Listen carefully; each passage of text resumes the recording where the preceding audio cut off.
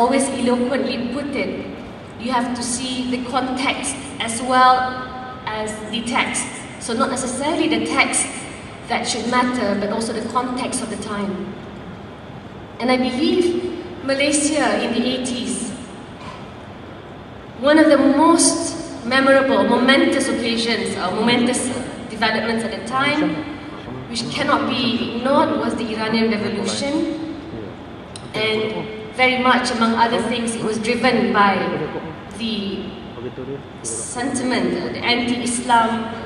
The Shah was seen, arguably, by a lackey of America, and anything anti-Islam at the time was seen as good by the ruling elite. This gave way, of course, to Khomeini's rise, and you see, unfortunately, or fortunately at the time, Muslim movements everywhere were inspired by Khomeini's promises, and religious conservatism, the zeitgeist, marked the era at the time. I think this is important. So you put Malaysia in the larger context of the developments around the world, around the globe.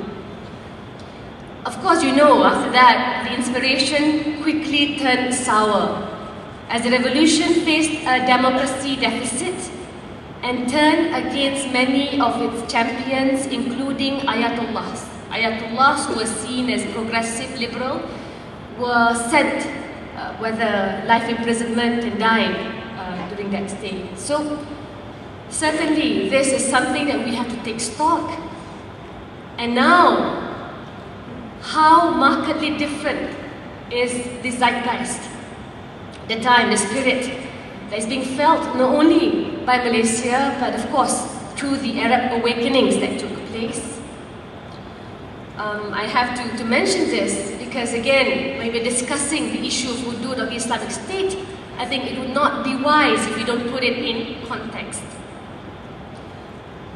Now, the demand during the Arab Spring was for greater freedom, greater civil and political liberties, made not from those educated and belonging to the West, but local Arabs, local North Africans and Middle Easterners, coming together in overthrowing old, corrupt despots.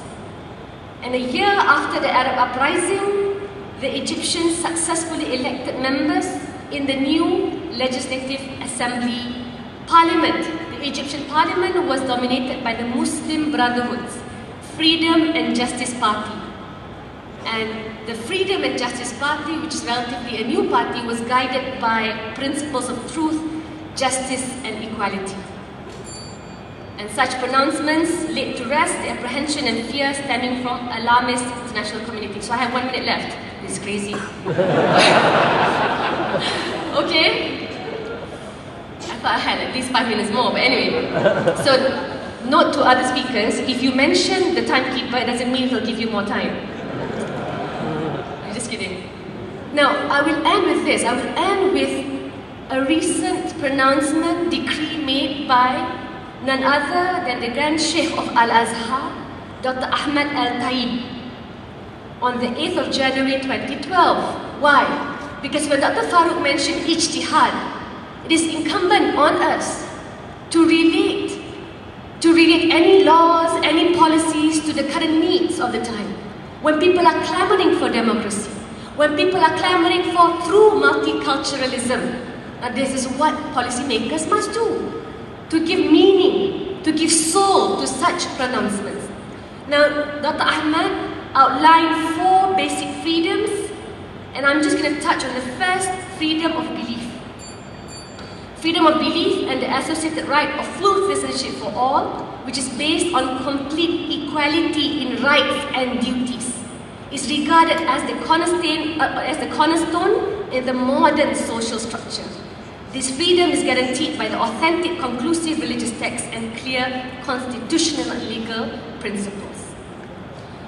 Accordingly, I will end with this as a timekeeper. Any aspect of compulsion, persecution or discrimination on the basis of religion is prohibited. Everybody in society has the right to embrace any ideas he chooses without encroaching upon the right of society to the maintenance of divine faiths in light of sanctity accorded to all the 3 Abrahamic faiths. So everyone is free to perform his or her rituals, and none should hurt the other's feelings or violate the sanctity of his rights, whether by words or deeds, and without breaching the public order.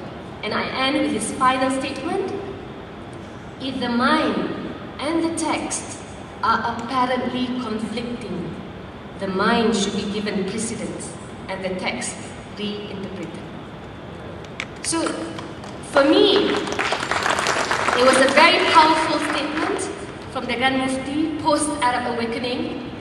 And again today, I ask you to really accept, breathe life into the term that Tariq Ramadan mentioned. Multiculturalism is a fact of life. There's no going for it or going against it. And that's why I feel, to a point, the topic today is rather academic, since Malaysia is a multiculturalism and we remain guided by the principles of the Federal Constitution. Thank you very much. That you cannot sort of coerce someone into believing your beliefs, right? On ending on that note, I do want to ask a very controversial question. So what then for the LGBTIQ here, or the sexual minority here? I'd like your views on that. And because there are people who feel that just by being or by being able to love the same sex, that that goes against their religion and their beliefs, but we don't believe that. So our own beliefs are such that we will be answerable to God, yes, but let us be answerable to God. Thank you. Well, I'm very happy to hear YB Nurul speak about freedom of religion. Does she actually apply that to Malays as well, in terms of freedom of religion? That's number one. Number two, I think it's a fallacy to believe that the Egypt now is in a better condition than it was before. Everybody knows that it's getting worse. I have a friend in Egypt and she's really not happy with what's going on over there. So I do believe YB is trying to promote an idea of an Islamic state which is completely not true. But mainly my question is, when you speak about freedom of religion, are you actually applying to the Malays as well? Thanks. In terms of the rights of sexual LGBT, Tariq Ramadan addressed this question when IRF organized his program. I think it was about 3 months back. And I think, of course, you're not just talking about Islam. There are limitations implemented even in Christianity with regards to people of LGBT. But one main principle is you should not victimize anyone. You should not also implement and ensure the laws of the land encroach into public space. I think that's the main underlying principle. But if you ask me whether, as a Muslim, I can accept, I think yes, you or whoever that decides their particular sexual orientation, yes, in the private space, you cannot enforce them certain regulations, etc. But as a Muslim, I also cannot accept. And that is regulation of my faith, as well as my friends who are Catholics, etc. And I think here, you want to make sure that they are not victimized. The current practice, whether through the borders, how Jawi or Jakib at the time went to the borders, some books, etc. So the way it's being practiced does not respect and does not give any meaning to the sanctity of Islam or any religion for that matter. You must always use hikmah. So yes, I will say that here we have limitations, but certainly it should not be encroached into public space. The second question, with regards to what you think I'm trying to promote, I would correct that assumption. Yes, Egypt is undergoing a tumultuous process. It has not been resolved.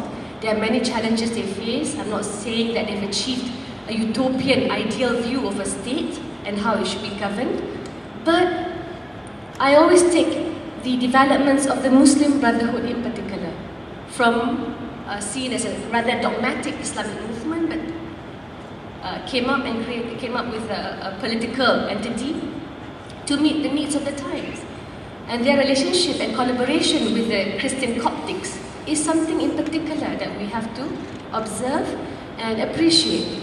So if you say things are bad for Egypt, no. We must not be so judgmental, and that's partly the society or the country that we have inherited that allows us to see things in black and white, whereas sometimes it is not as simple as that.